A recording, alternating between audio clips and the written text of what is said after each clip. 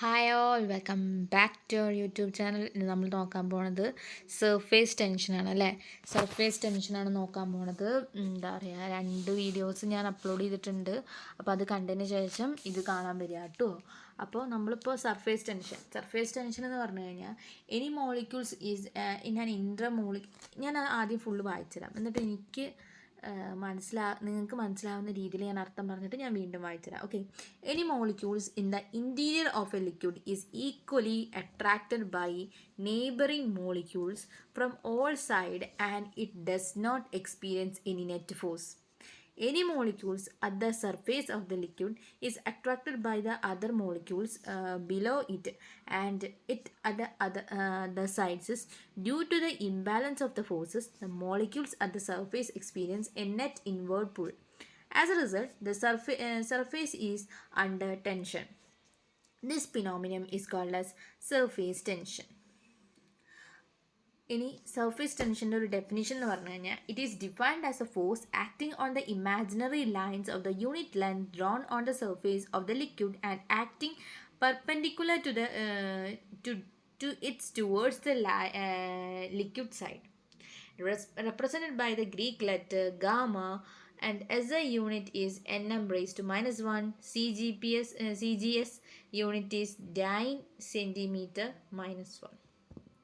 അപ്പോൾ ഇത് കേൾക്കുമ്പോൾ ഒരുമാതിരി പ്രാന്ത് വരുന്നൊരു ഇമോഷനായിരിക്കും. ഞാൻ പറഞ്ഞുതരാം.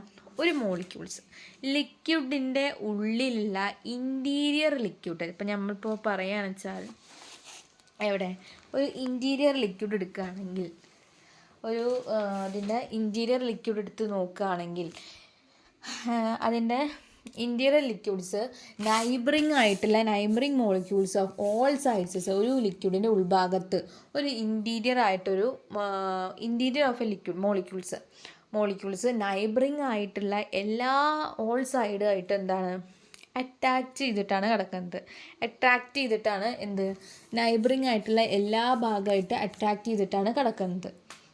അപ്പോൾ does not experience a net force. അപ്പോൾ അവർ തമ്മിലൊരു നെറ്റ് ഫോഴ്സസ് എക്സ്പീരിയൻസ് ചെയ്യേയില്ല.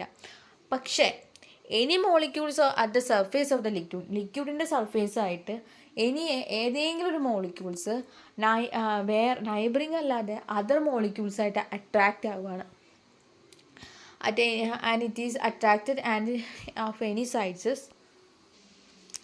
അപ്പോൾ എന്തുണ്ടാവുക, ഒരു ഇംബാലൻസ് ഫോഴ്സ് ആക്ട് ചെയ്യുന്നു on the surface of the molecules and experience a net inward pull, ഒരു ഇൻവേർഡ് പുള്ള് ഫോം ചെയ്യുന്നു. അപ്പോഴാണ് അവിടെ ഒരു ഫിനോമിനം ഓഫ് ടെൻഷൻ ഉണ്ടായിരിക്കുന്നത്. അതിനെ പറയുന്നതാണ് സർഫേസ് ടെൻഷൻ. മനസ്സിലായോ? നമ്മളൊരു ഒരു ലിക്വിഡിൻ്റെ ഇൻറ്റീരിയറിലുള്ള മോളിക്യൂൾസ് എപ്പോഴും നൈബറിംഗ് സൈഡ്സായിട്ട് അട്രാക്റ്റ് ചെയ്തിട്ടാണ് കാണുന്നത്. പക്ഷേ ഈ മോളിക്യൂൾസ് വേറെ അതർ മോളിക്യൂൾസായിട്ട് അട്രാക്റ്റ് ചെയ്ത് കഴിഞ്ഞ് കഴിഞ്ഞാൽ അത് എക്സ്പീരിയൻസ് ചെയ്യാൻ ഇംബാലൻസ് ഫോഴ്സും അതുപോലെ തന്നെ ഒരു ഇൻവേർട്ട് പുള്ളും ഉണ്ടായിരിക്കും. ആ പുള്ളിനെ പറയുന്നതാണ് ടെൻഷൻ. ആ ഫിനോമിനൻ പറയുന്നതാണ് സർഫേസ് ടെൻഷൻ. അതിൻ്റെ സർഫേസായിട്ട് ഏതെങ്കിലും അനദർ മോളിക്യൂൾസ് അട്രാക്റ്റ് ചെയ്യുകയും സൈഡിലേക്കൊക്കെ അട്രാക്റ്റ് ചെയ്യുമ്പോൾ ഉണ്ടാകുന്ന ആ ഒരു ഇംബാലൻസ് ഫോഴ്സസിനെ പറയുന്നതാണ് സർഫേസ് ടെൻഷൻ.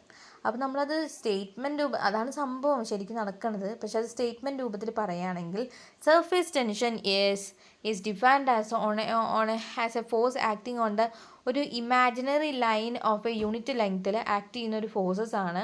അത് എന്ത് ചെയ്യുന്നു, ഈ മോളിക്യൂൾസിൻ്റെ സർഫേസിൽ പെർപെൻഡിക്കുലർ ആയിട്ടാണ് ആക്ട് ചെയ്യുന്നത്. Surface of the liquid acting perpendicular towards liquid സൈഡ്സിലേക്ക് പെർപെൻഡിക്കുലർ ആയിട്ട് ആക്ട് ചെയ്യുന്നു.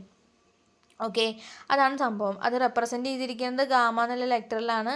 nm raised to -1 ആണ് അതിൻ്റെ SI യൂണിറ്റ്. ഓക്കെ, അത്രയേ ഉള്ളൂ. അപ്പം നമ്മൾ സർഫേസ് ടെൻഷൻ എന്താണെന്ന് നല്ല രീതിയിൽ മനസ്സിലായിട്ടുണ്ട്. ഏറ്റവും വരുന്ന കൺഫ്യൂഷൻ എന്താണ് സർഫേസ് ടെൻഷനാണ്.